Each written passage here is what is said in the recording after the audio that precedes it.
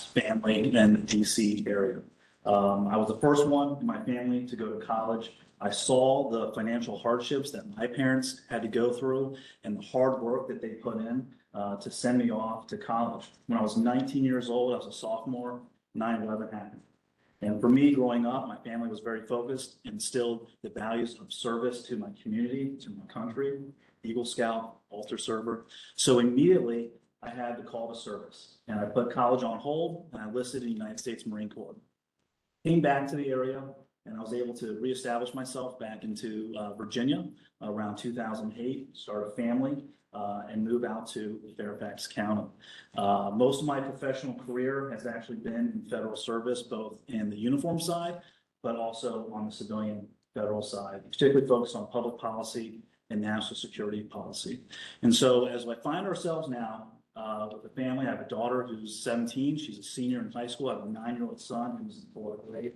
I see a new set of challenges that myself and my family face in this area. And there is this call to service once again. And for me, it's always been about leaving the community better than we received it. And so we have an opportunity now together to identify these issues. And for too many families, it is too costly to live in this area, and even across the Commonwealth.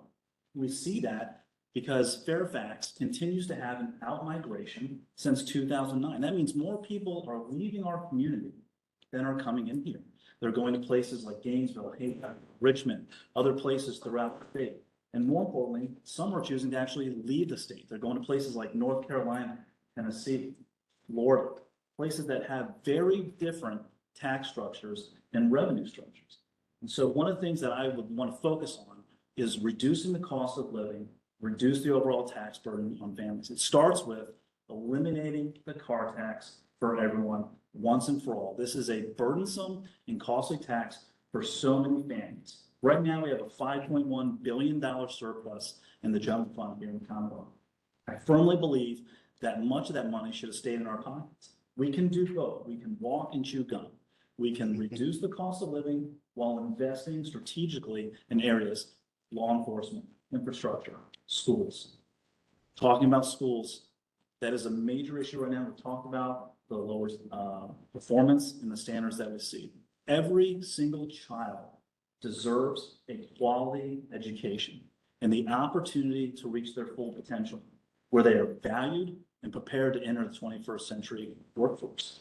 And so we have a lot there to ensure that teachers receive the resources that they need to provide that quality education, and ensuring that parents also have the choice, especially those that can't afford that opportunity for their children. The public school system is a fantastic place to be. As mentioned, we have wonderful students, but right now they need some help and they need guidance, and our teachers need help as well. In addition to that, they need to learn in a safe and healthy environment. Right now, the #1 cause of unnatural death in the Commonwealth and here in Fairfax County is drug overdose. 90% of the drug overdose in Fairfax County is directly related to fentanyl. If you combine gun violence and vehicle accidents, it still doesn't equal the number of deaths to drug overdose. Fentanyl is a serious threat that our children face in schools and throughout the community. I was actually out there knocking on doors before coming here this evening, and the other day, I've at least encountered a half a dozen, if not more, families at the doors who have either directly lost loved ones to fentanyl overdose, or they know of someone in their family or close friends that have. And so there's an opportunity now to get down to Richmond to secure resources for a task force of state and local law enforcement to address this issue and ensure that we aren't prioritizing criminals over victims. I appreciate your time this evening. Happy to answer any questions. Visit thomas4virginia.com. Thank you so very much.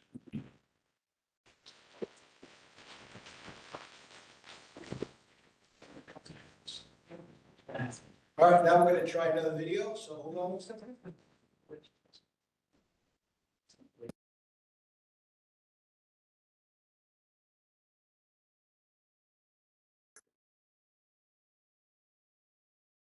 Yeah, I've got people tell me they can't hear. So we're going to test this before we do it again, okay?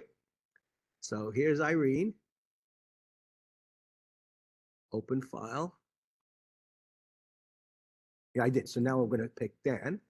Okay. So first thing I'm going to do is do a sound check to make sure that you can hear what Dan is saying. And I appreciate your help. So I need to share this 1 second.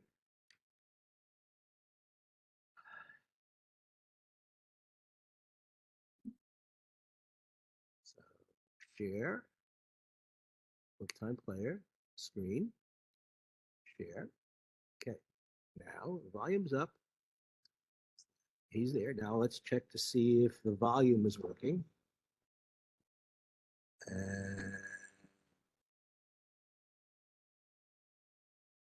Okay. If the people who are chatting can tell me whether they can hear Dan. Hi, I'm Dan Helmer, current delegate for Virginia's 40th district and running to represent us in the House of Delegates 10th legislative district. I'm the son of immigrants, the grandson of Holocaust survivors. I live here in Fairfax County with my wife, Karen, who's a local public school teacher, and our 2 boys, Harris. I'm going to try to make the volume I loud. grew up wanting. Okay, 1 second, please. So.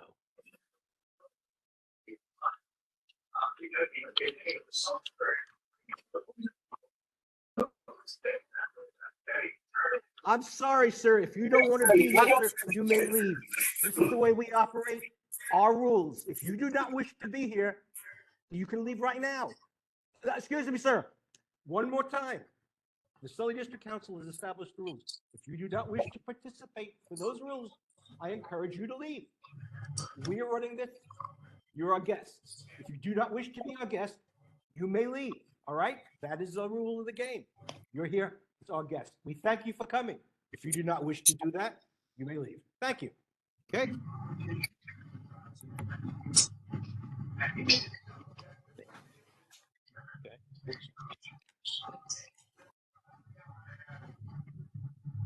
I'm not trying, excuse me, sir. Again, this is the first time we've done it. Hybrid. Good, sir. I wish you go well. You will be able to do so. All right. Go ahead, sir. Serve a country that not only welcomed our family to West Point, carried me on tours in Iraq and Afghanistan, and years later, to represent us in Virginia's House of Delegates. While I've been in the House of Delegates, I've worked incredibly hard to pass universal background checks and red flag laws to keep firearms out of the hands of domestic abusers. I've worked incredibly hard to control costs, passing one of the nation's first hospital price transparency bills that makes sure that when you go to a doctor, we work on ending surprise billing. I was very proud to remove onerous and medically unnecessary restrictions on abortion. Today, I'm running to represent us again in Virginia's 10th district because I believe that women and not Richmond politicians ought to make their own healthcare decisions. I believe that you ought to be able to study at the University of Virginia or shop at a Walmart or just go out for a stroll with your family without fear of. I believe that our Commonwealth ought to serve our interests and make sure that life is affordable and create new jobs rather than serving the interests of the last big corporate donor. That's what I'm running for, and that's why I'm fighting to represent us again in Virginia's 10th district, and I hope to have your support. So please, if you can, go to our website, danhelmer.com, to learn more. I would love to have your vote today, all the way through November 7th. Thank you so much.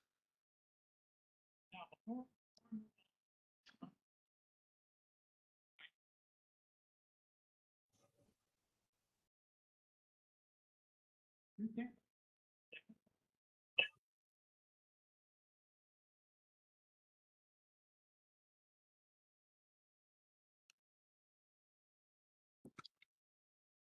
We cannot control who attacks. Their personal choice. Not a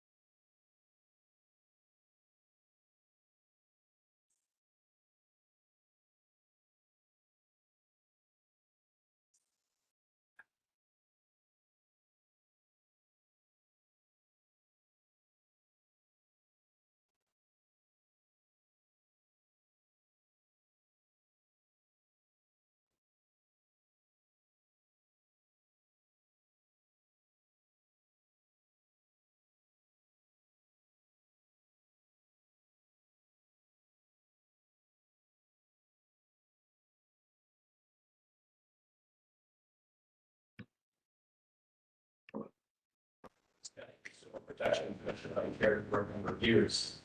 In the House of Delegates, I sit on 3 committees. So the first one is general laws, which deals with a whole range of issues. It deals with HOAs and housing, which I know is extraordinarily important for this region. I sit on the Natural Resources Committee, and I also sit on appropriations, which deal with our state budget. And in 2020, I one sat on the conference committee that hashed out the differences between the House and the Senate budgets. Really got involved. Wanted to run for office for 2 reasons. Number one, I grew up here. I had a great following. And I can't think of a better place to grow up in Fairfax County. And I wanted to make sure that that opportunity was available for every person who was growing up in Fairfax County. But I believe very, very passionately about making sure that we've got great schools, we've got great parks, we've got great libraries, clean environment. But the other reason I really wanted to run is because I love solving problems. And I love bringing people together. And what I found is that people sit at the table and they can argue and kind of understand what their perspectives are. Even if you got to get tough decisions and somebody leaves saying, you know what, that's not what I wanted, they're going to be willing to come back to the table because they felt heard and they felt validated. That's really kind of the core fabric of our community is that kind of discussion. So in the General Assembly, I focus on a couple of different things. Just want to highlight a few of them. So one is the environment. Number one, is extraordinarily important to our economy, but it's also something we have a moral obligation in order to leave a legacy of a cleaner planet to our children. And so I've been proud to work on Chesapeake Bay restoration. Last year was able to get through a bill called the Resilient Virginia Revolving Loan Fund, a bipartisan bill that actually leverages public and private money in order to make us more resilient in terms of the effects of climate change and sea level rise. And Virginia is actually one of the most vulnerable states in the union when it comes to the impacts of sea level rise. Economic and workforce development, extraordinarily important. I think COVID showed us that we need to be more resilient with respect to our economy in Virginia. And so I've been very, very pleased to work very hard to expand broadband and also work towards more career technical education. It's important to me the idea that when somebody graduates from school, that you don't just have to go to a four-year college in order to get a good job. There's lots of great jobs out there in the career technical field. And then finally, and probably the most important is education. There's no better investment in education, and really have been pleased to work on a couple of key bills. Number one is early childhood education. Making sure that that is affordable and accessible, and parents can rely on these programs, that they're quality programs. And then also as a parent, just COVID learning loss, catching up about that, right? And so our teachers did the best they possibly could, given the circumstances. But the learning loss is real. My son went through middle school without virtual. And so I was very pleased to be the chief co-pacer of Virginia Literacy Act, really focusing resources on reading and teaching sessions. So just to wrap up, kind of like my final 2 real priorities. Number one is housing affordability. I hope somebody asked some questions about what we can do to make that happen in Virginia, but also campaign finance reform. It has gotten way too expensive for people to run for office here in Virginia. The problem is we are the Wild West when it comes to campaign contributions. We're one of the few states where you have unlimited ability to write a check for that. I've been very pleased to introduce legislation. We'll continue to put in legislation. Campaign. Thank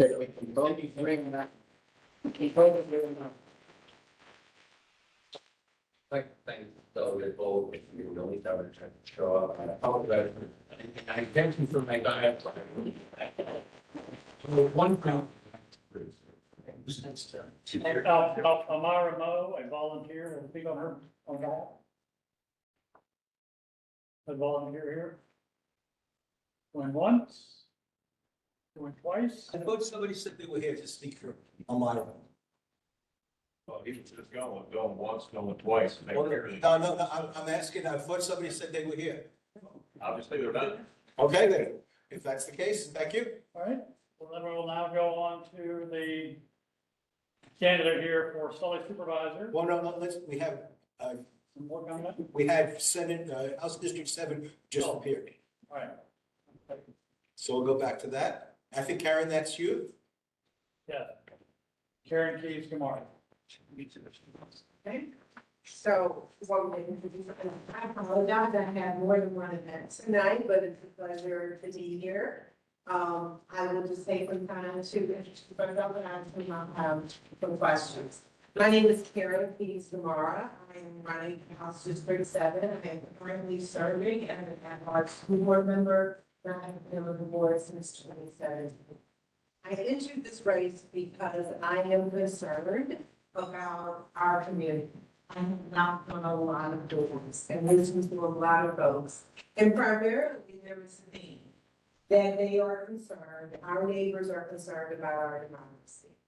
In many ways, as a member of the school board, I can tell you that we have been on the front lines of the concerns that impact our community. As public education is the #1 concern. For example, we want full funding for public schools. And the rhetoric that has surrounded these issues has been a big concern. The JLARC study showed that, which is an independent agency, that our public schools have been underfunded for a number of years. And this has impacted our ability to hire teachers, provide services for special education, and stuff. And so we need to fully fund public education.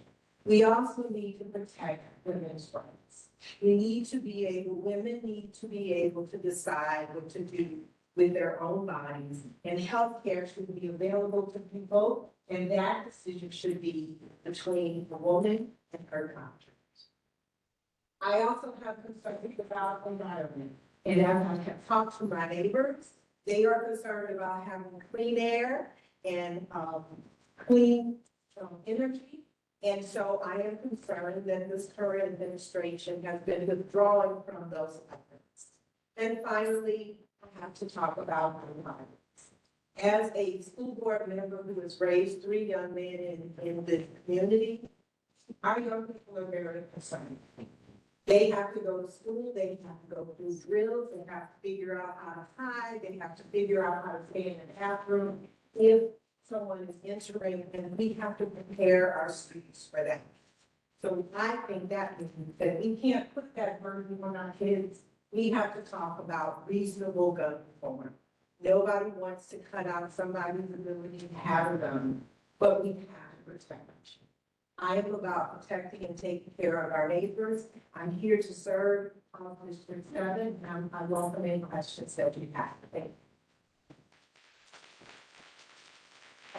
Well, I believe we only have 2 candidates left, Keith Elliott from Sully Supervisor candidate, and Cynthia Walsh from the school board. Perhaps Ms. Walsh, you'd like to go first? Okay. I'm Cynthia Walsh. I'm running for school board right here in Sully, which is Centerville and Chinchillies. My background was I suffered personal tragedy during COVID from my son and my father during COVID, and I had to kind of rethink my career. My career was Freedom of Information Act, where it's literally my job to redact the information you're not supposed to see. And I'm in a different place now where I want to do the complete opposite of that and reveal everything. I have brought my little bag of tricks here. As long as you not give us a quiz, we're open. I'm going to talk about books that want to ban. You will agree with me on the books to be banned, because I'm not even talking about LGBTQ. I'm talking about pornography. I'm talking about pedophilia. I'm talking about you can read a book to a child and you can keep your clothes on. You can have a parade and you can celebrate your child and you can celebrate them and love them and you keep your clothes on too. That's what that's what I'm against. It's not about disrespecting your child. I also brought some of the books here.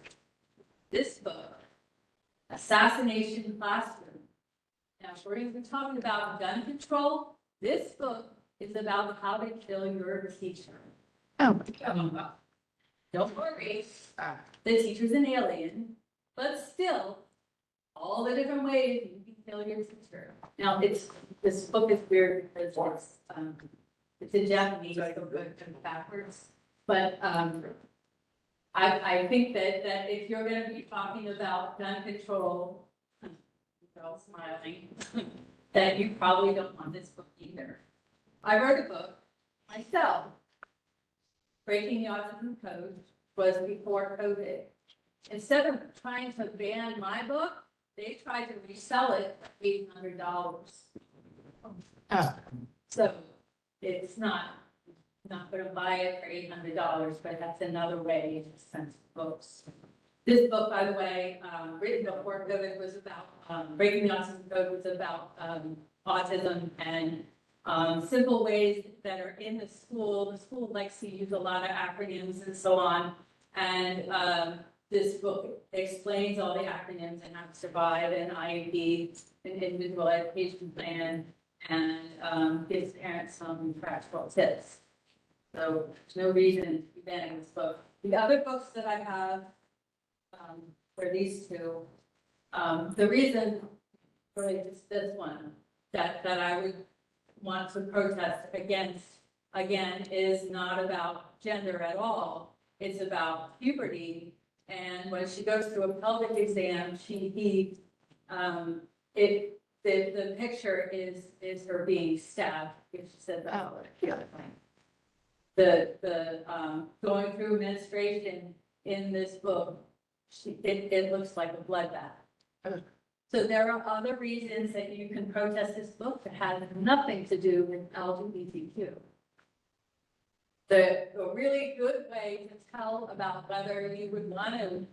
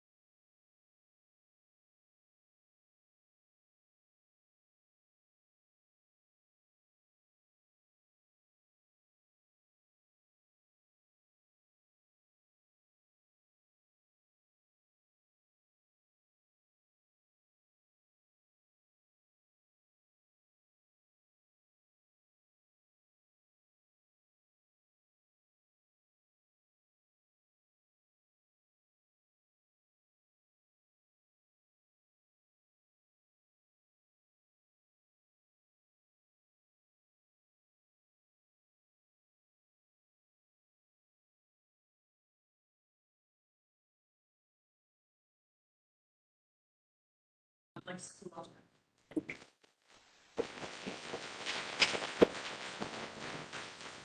All right, I guess up last. Good evening, everybody. My name is Keith Elliott, and I am a Centerville resident since 1987, but I am a lifelong resident of Fairfax County, growing up in McLean, Virginia.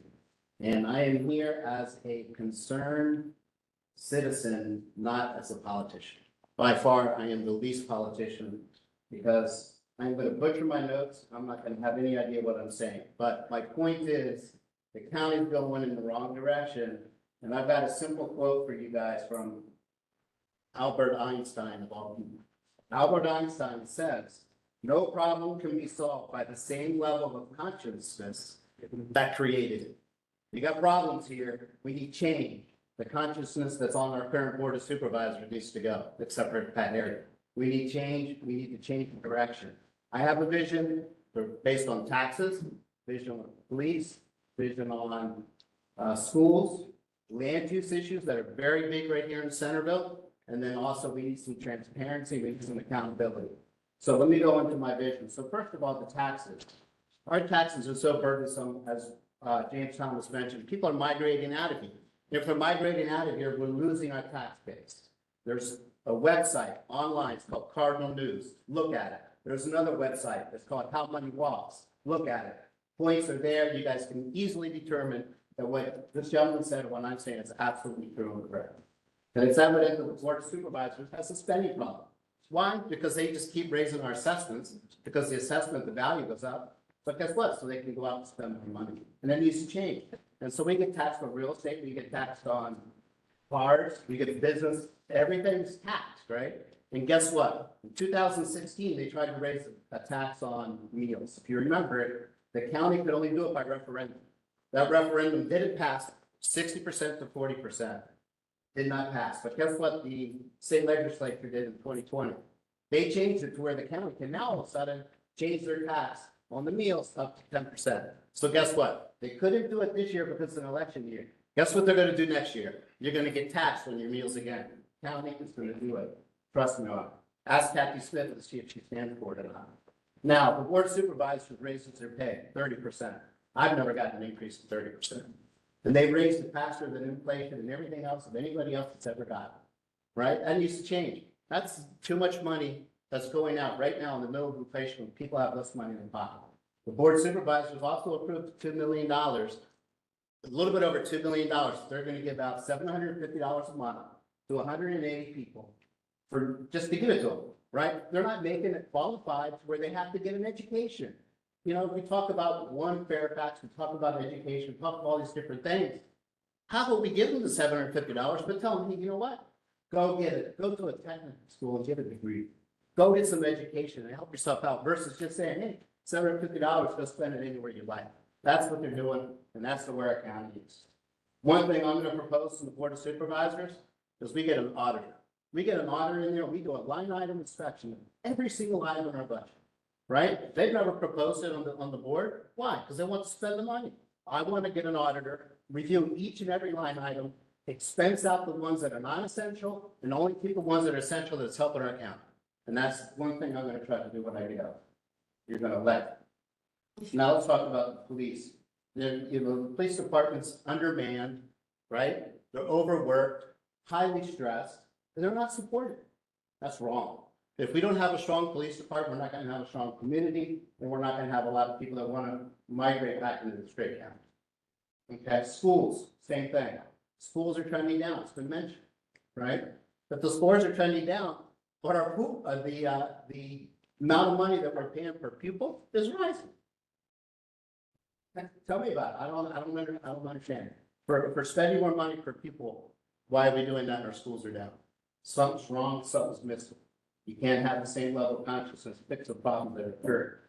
Land issues. Let's talk about that. Since I joined into this, I had no idea of the level of stuff that's going on within the county, and I'm here because of it. One thing is I'm never ever going to be afraid to stand up and say no to something that my opponent refuses to say no to. There's a data center going in Pleasant Valley community. Wrong, absolutely wrong. They had to change the zoning in order to allow it. It's not in the comprehensive plan. They had to change the zoning. And guess what? They want to build it 35 feet taller than what a normal data center would be. All within a few thousand feet of a community. All within the range adjacent to the, people are talking about the environment. That's a great idea. Let's put a big concrete building. Oh, Lord, have mercy. Hey, if Kathy's not here, can I get another minute? Oh, Lord. All right, so look, land issues, there's that, and there's Halifax Park. I need you guys to check out my website to see it, but I do want to end on transparency. You can't have developers in a task group deciding issues within the county. We need to have homeowners associations that encourage decide about that. Okay, sensitive accountability. We need to hold. Man, right there. Okay, we need to hold the Board of Supervisors and everybody else accountable.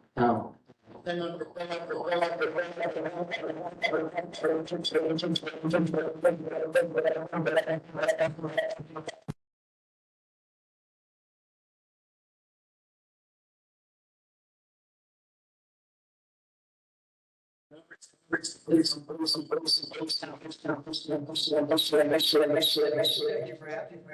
my right. Yeah, so the government's an ombudsman, an ombudsman is where somebody can go to raise a complaint.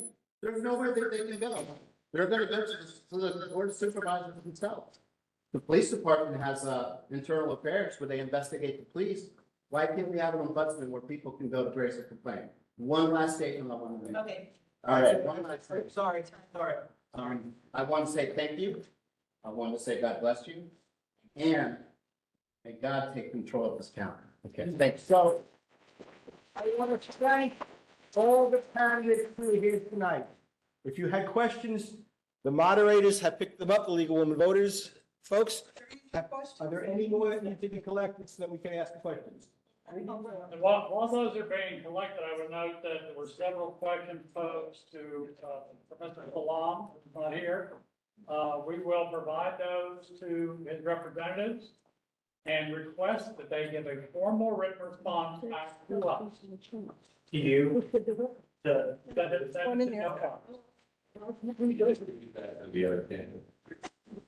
Yeah. So we do have just a fairly small number of questions, but one more or two more being tonight. Let's start here with a couple. First one is for Ken Reid.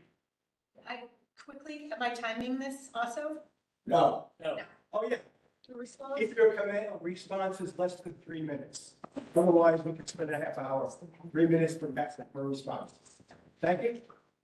These should all be fairly short responses. So the question, Mr. Reid, you have said that transportation is one of your most important issues, period. What still needs to be done to make all of our lives easier? Thank you for the question. I really appreciate it because it is something that creates transportation, high taxes, crime, is what creates stress, why people want to leave. And that's what's going to be happening here. And that's what's happening. It's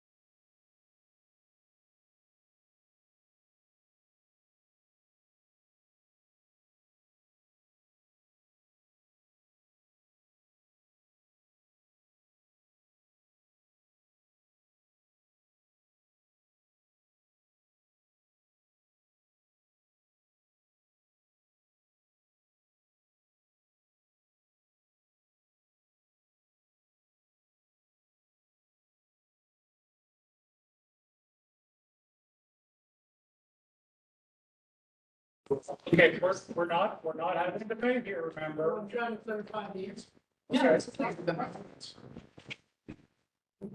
Please feel free to write down on a card any further questioning.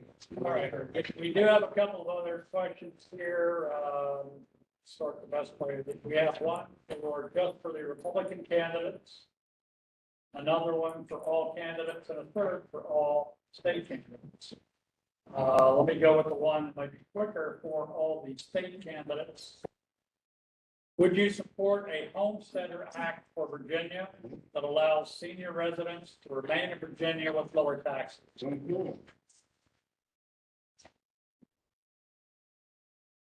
We'll do a simple yes or no. That was more pretty. It's not the end of the thing, but I don't want to look students. I think it's something that's the good news, but I think we passed a constitutional, I think a couple of years ago, that haven't made veterans. Yes, very generous tax benefits allowed. We have to sort of have the veteran rebate. I think that all these ideas, including the part actually be examined. One of the problems that I found in Richmond is that they might send things for a study committee, but not so like they want. Well, something, substantive. I think that our tax station system in Virginia needs to be that for the next. It really does. It takes a lot of political will to certain thing, but I certainly.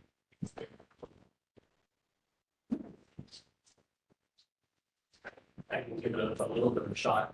So if we are right now, law have a way to provide tax relief for our senior citizens. And I think the most important thing is that anything we do needs to be means tested, right? Because if we go home to exemption for all seniors, it's about means testing. And what does that mean? That means that everybody else who's got a family or struggling to go ahead and put meals on the table is going to pick up the slack in the form of private property taxes. And so I think that Kenneth's point is we need to be very strategic about the way we do taxes. You don't have unintended consequences. We do have a very accurate tax system. There's just a tax system that works very well for an agrarian society. It doesn't work quite as well for the modern society we're today. And so I do think there is room to take a look at how all of our taxes go together. But I think we have to be very, very careful about focusing tax relief on one thing without understanding how that has to domino effect.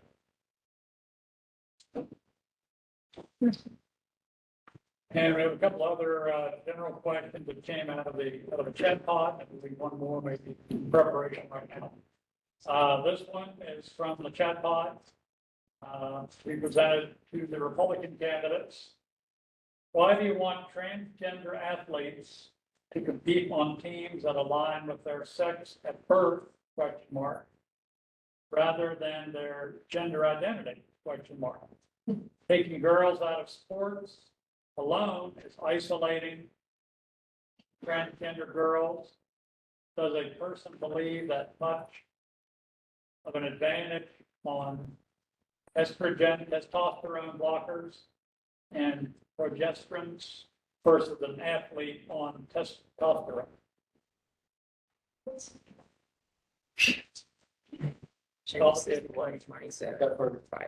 that a yes or no? This is for all our Republican candidates going out for any of you that care to respond. Okay. Well, as a public school teacher and actually somebody who's been in public schools, I gotta tell you, we're taking girls. And actually, what happened with Riley means I think we're just working way out in these girls. And as a woman, I've done different. The really want to touch on is the fact that I think students are biased factor. That should be the case. And that we should be about protecting all students. And I gotta tell you, I've been accused of, not letting it serve for my students, which may be further from the truth. And I think that we need to love every student, we all need to keep them safe, and we need to give every single student a fair. And I think that, honestly, we can't take away opportunities. That's just my opinion, because men are naturally much more. And I've got to tell you, most of my Democrats, because, you know, yes, I'm a Republican, and yes, continue to believe it or not, they're best. But they're not very happy what's going on. So we can't do this. And I'm saying to be not a woman, and I'm for women. And I'm for girls having opportunities.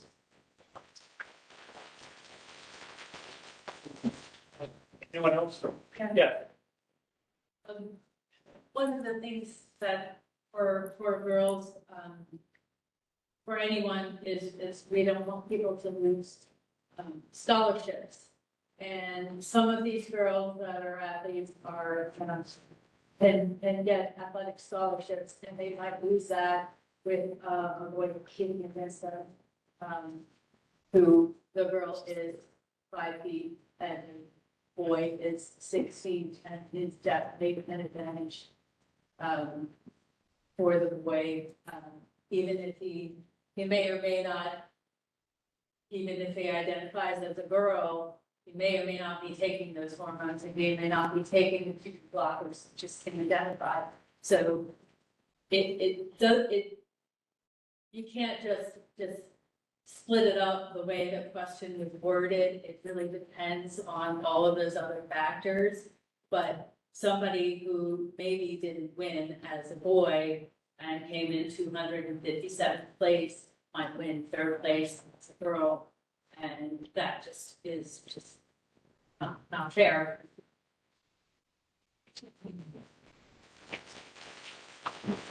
And the last two questions are being tossed out for all candidates to respond to. First one, just before the Sandy Hook massacre, a man in China walked into a school and started stabbing people, period. None of his victims died, period. Sandy Hook shooter killed 20 kids and 6 adults, period. How is this not a clear example of gun control keeping a mass stabbing from turning into a mass killing? Question. Anyone care to respond to that? You don't have to. Go ahead.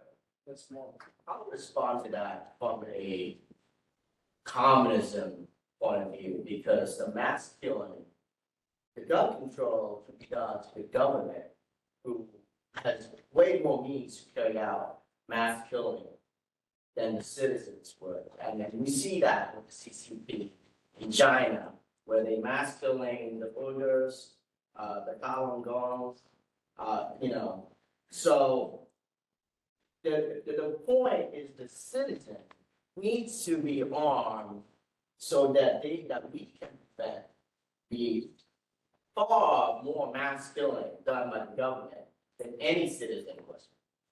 And, in history, communism is still 100 million people. And that's because the citizens in those countries are disarmed. So, if you talk about mass killing,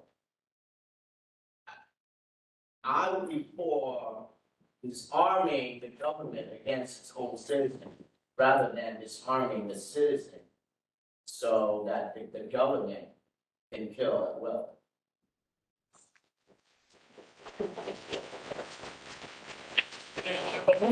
Are there any new questions coming in? I have a response, Yeah. real quick response. If we're gonna have gun control, then we would have to have knife control, and we can better stake this food. Okay, all right, we have one question came in. I just want to kind of provide a little bit of an alternative. Right, so I grew up in a military family. I grew up around firearms. My father was very insistent that I learn how to properly handle and safely a firearm. That's something I pass along to my children as well. I am a supporter of the Second Amendment. I think that is very important. However, I don't know that our founding fathers ever envisioned the sheer firepower that somebody can get a hold of with respect to weapons. And there is a huge difference between a knife. There's a huge difference between a shotgun or even a handgun and something you've got a huge round or a magazine where you can take out this classroom or a couple classrooms in about minutes. And I think that's the problem that we're trying to solve. And that's what we're aggressive way I think needs to happen.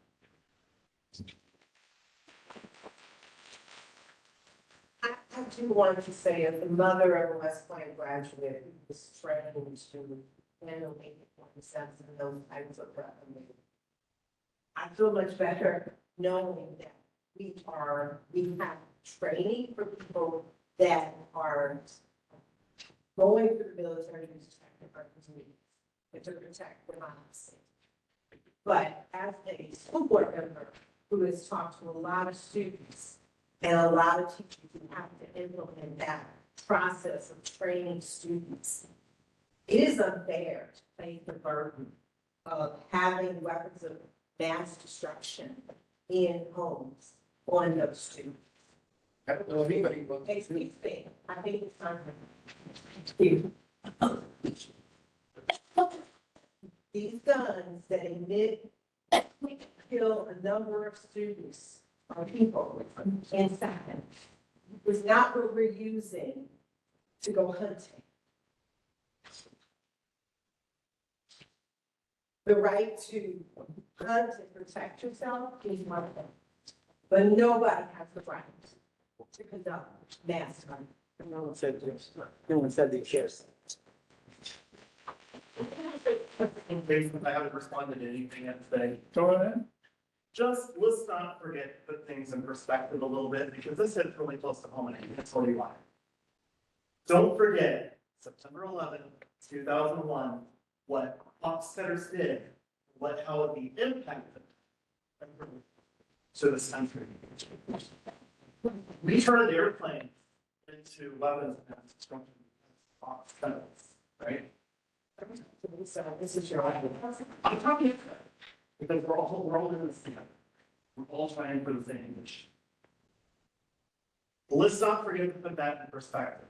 And sometimes the deterrence of thinking, the perception of, you don't know who's armed in this room and who's not. Everybody could be, or nobody. But the thing is, sometimes that deterrence level is sometimes the unknown deterrence level. We don't know because we think that somebody has something in here that might stop them. It's the same thing that's happened on the airplanes today with the federal image. Just to keep that in perspective of like, there's little things that can have big impacts, but being situationally aware, that's a common solution. That's what we need to be able to have those conversations.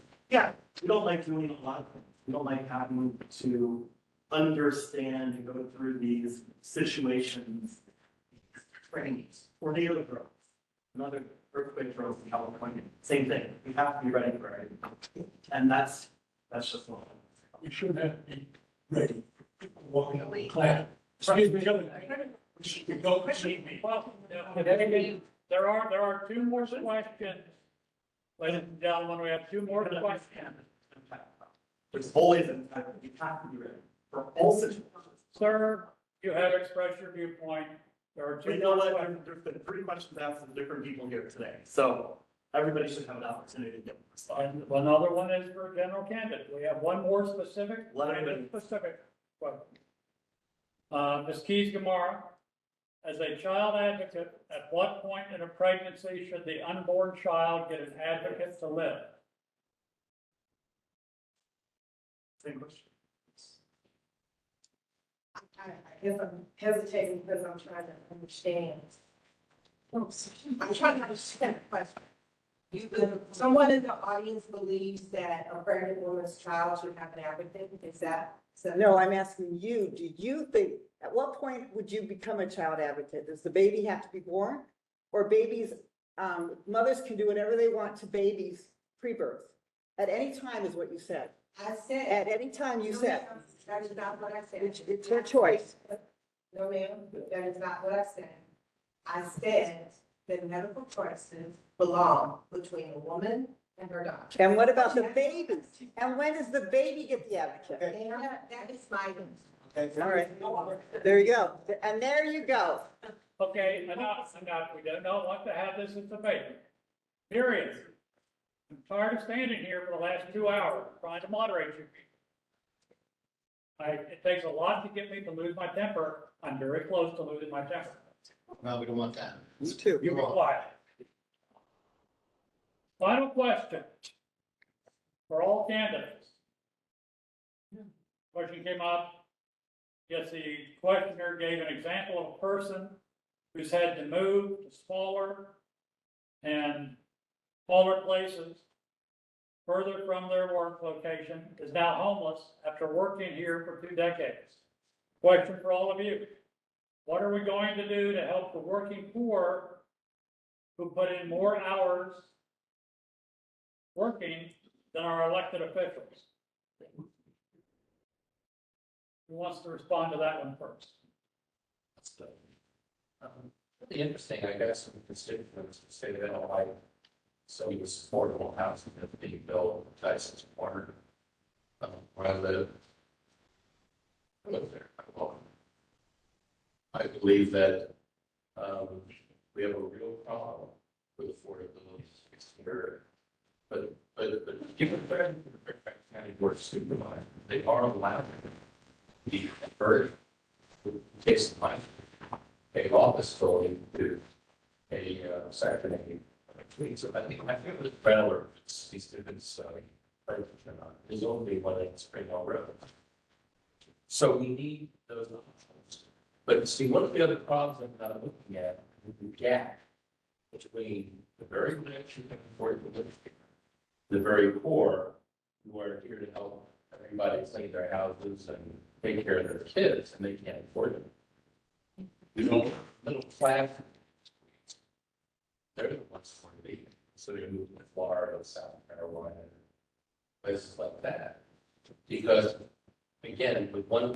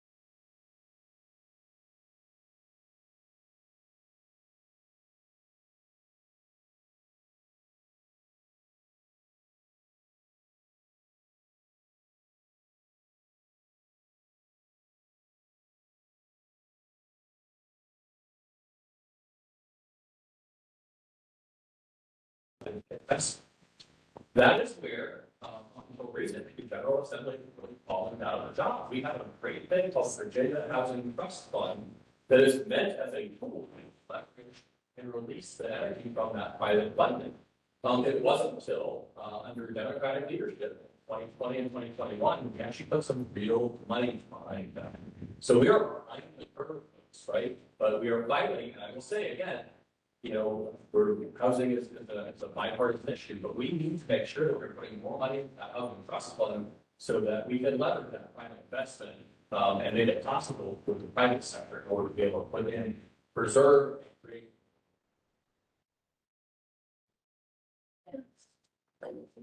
Last words from the other candidates, or should we call it a night? Ladies and gentlemen, first of all, I want to thank the candidates who are here tonight, for being here tonight, and speaking in our defense. Let's give them all the round of applause. Everybody deserves it. We want to thank the candidates who could not be in person, who at least provided alternate people to speak in instead or videos. And we won't comment on those who didn't need them. Okay? So let me first thank you again.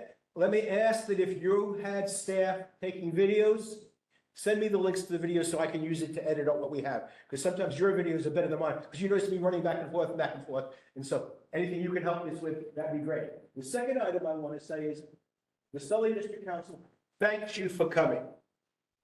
This is the first hybrid major video, audio presentation. It did not go smoothly. I admit it. It's my fault. Okay?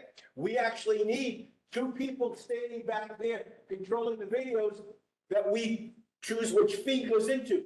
We don't have that.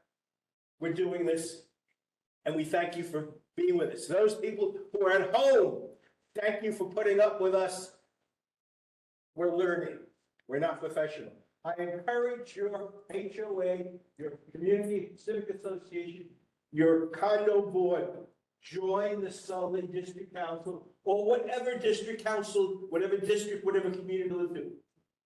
We need your input. We only survive, we can only provide these services if you help us do so. And I say, all we do is charge $10 a year. And it's still, we have, many expenses. And the more people who join this, the more people can be in our land use committee, the more people can help us make decisions and do things. I'm going to put on the webpage over here some items for consideration. It should take less than 5 minutes. I encourage you to wait and see what we have, okay? So let me just show you what we're going to do, and then I'll let you go. So, Mr. Farnes.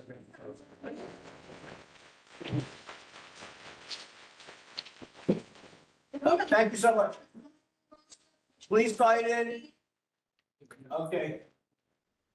So before you all leave, let me just show you that am I sharing the right? Yeah. Okay, hold on, that's the wrong, maybe I'm. Start video and then share. This one. Jeff.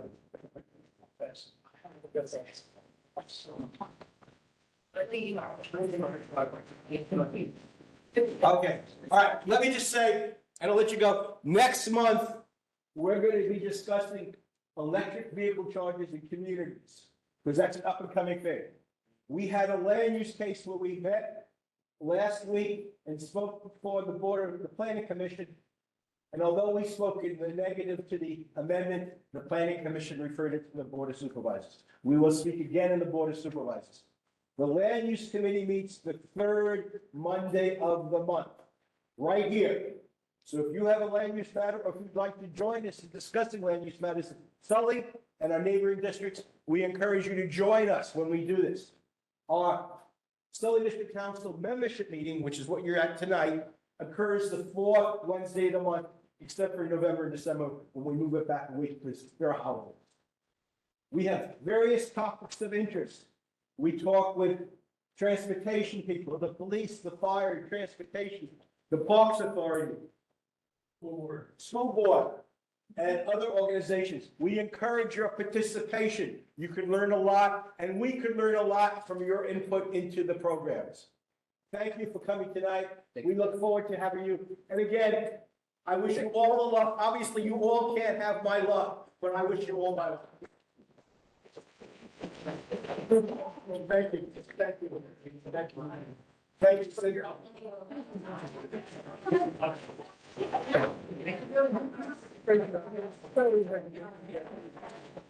I think so.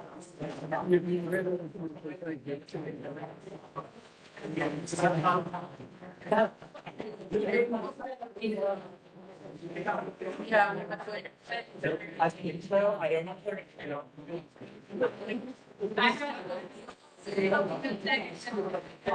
know.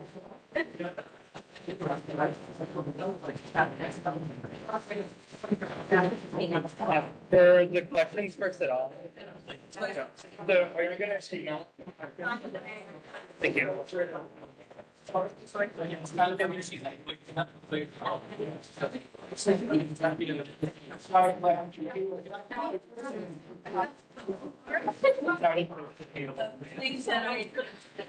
So Miss Hoffman wasn't here? Miss Hoffman wasn't here? You have to ask Jeff. I'll control that. All right. Hey, one last thing. Thanks to the League of Women Voters. It feels like I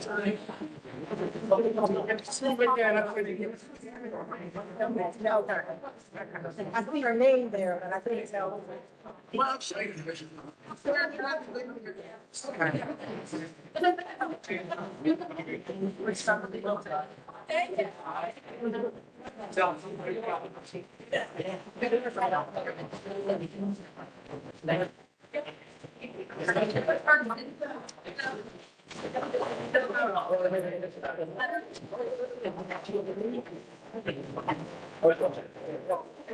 People here.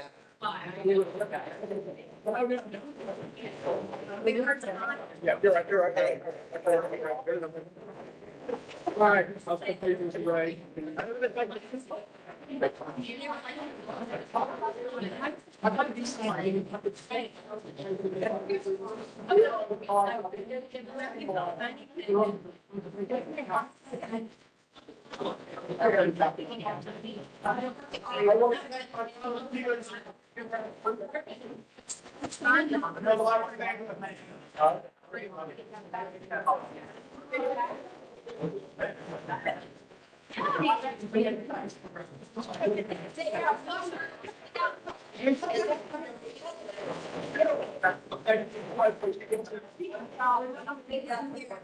As we look at these counties, like this slide,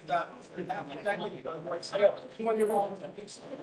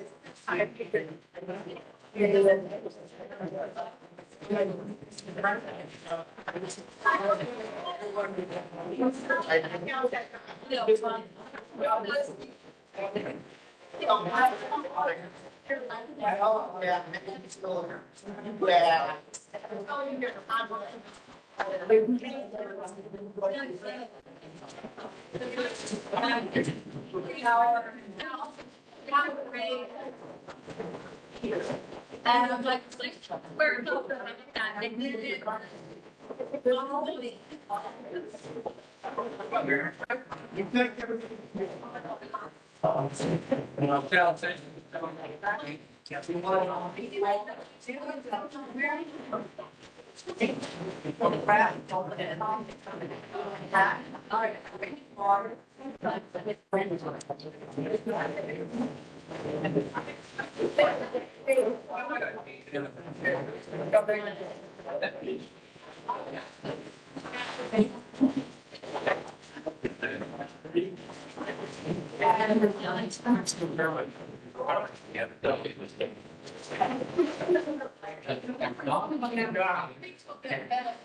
Running against. Thanks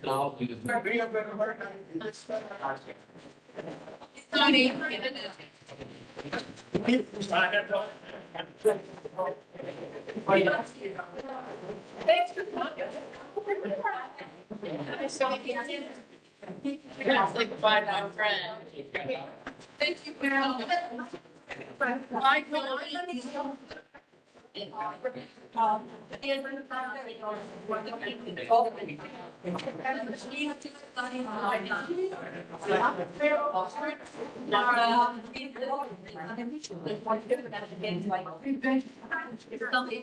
know that. But we do believe that, you know, we should not be banning books.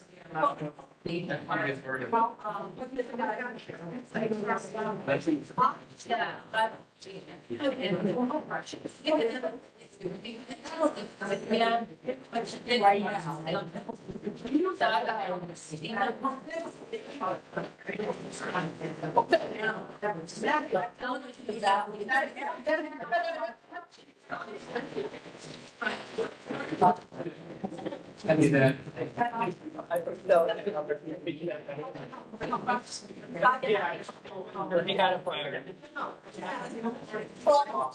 That's for more. That is our goal. I know, I really want to know. And if they're. I don't have all this. Yeah.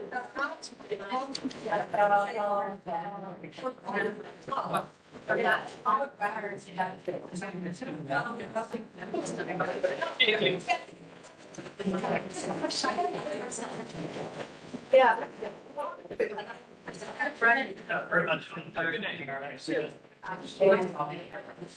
Very much. Have a good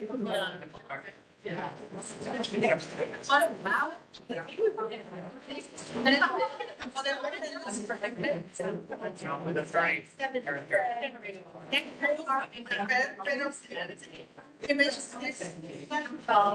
All right. See you. And then,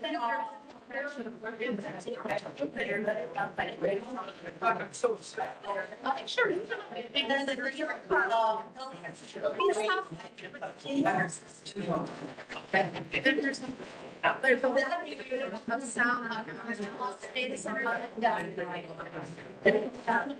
There is something now. It's here.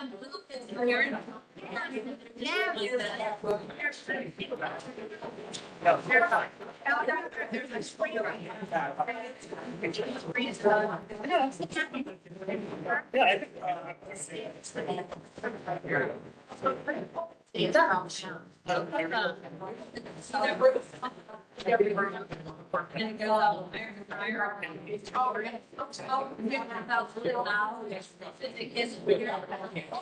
Having thought about the brain, it's very. The brain.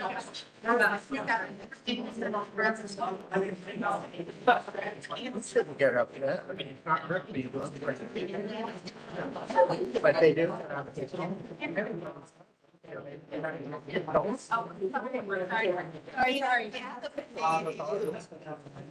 Their plans for day-to-day. It's 100 days old. Hold on, miss, that means that you're affirming it. So then they voted on, I think that's what they're voting. Right. That was a shady thing right there. Yeah. That's Crazy. Just because, okay, just because. Even said. Be prepared. The lab and proceed to them. Very white. She's very.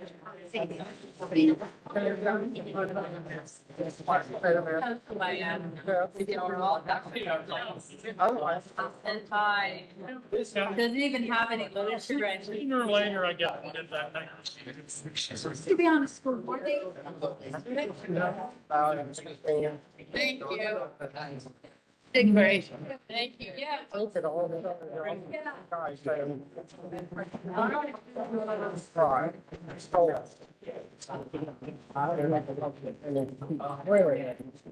Then do you want me to take the supplies back to the office? Because I'm going there tomorrow. Sure.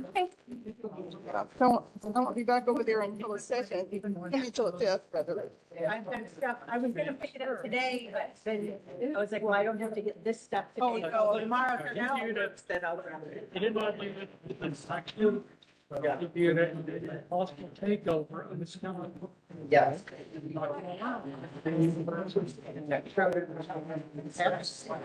So much. People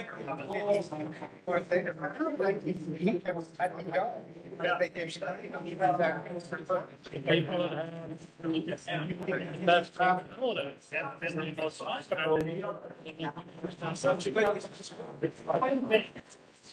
he knows better because he's. I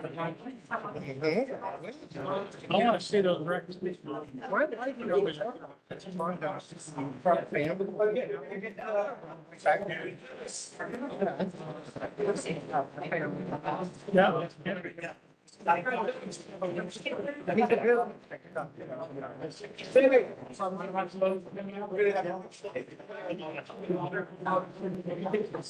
only job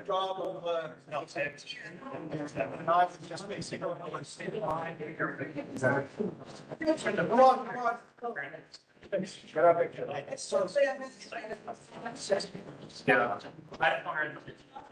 Come on.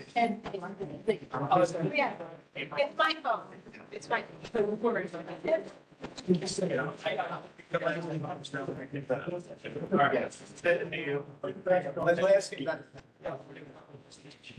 Yeah. Thank you so much. No.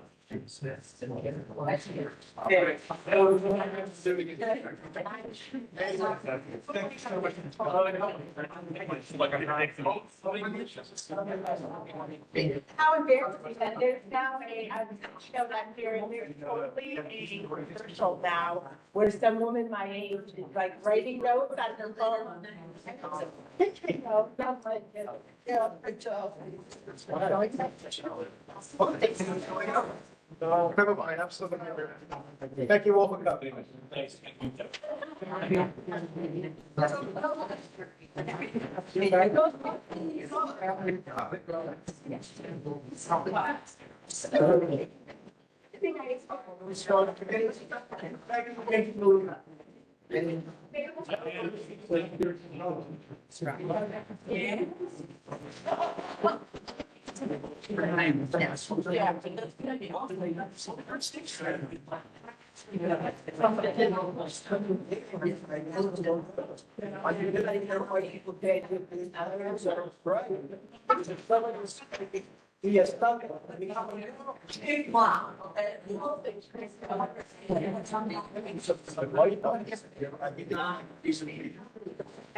the first so it's like a presentation from a tech firm that has the long time. How kind of question do you?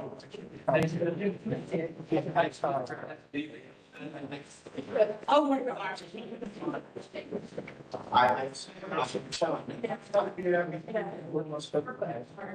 I'm gonna be busy.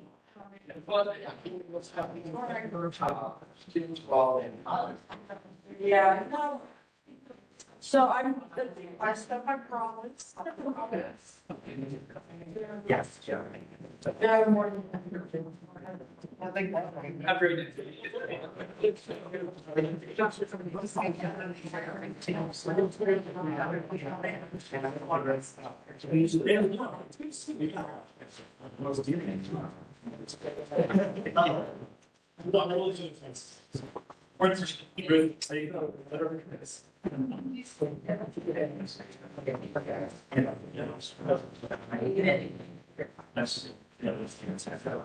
I've got pieces there. Times. On the chairs. It's hard to have flowers.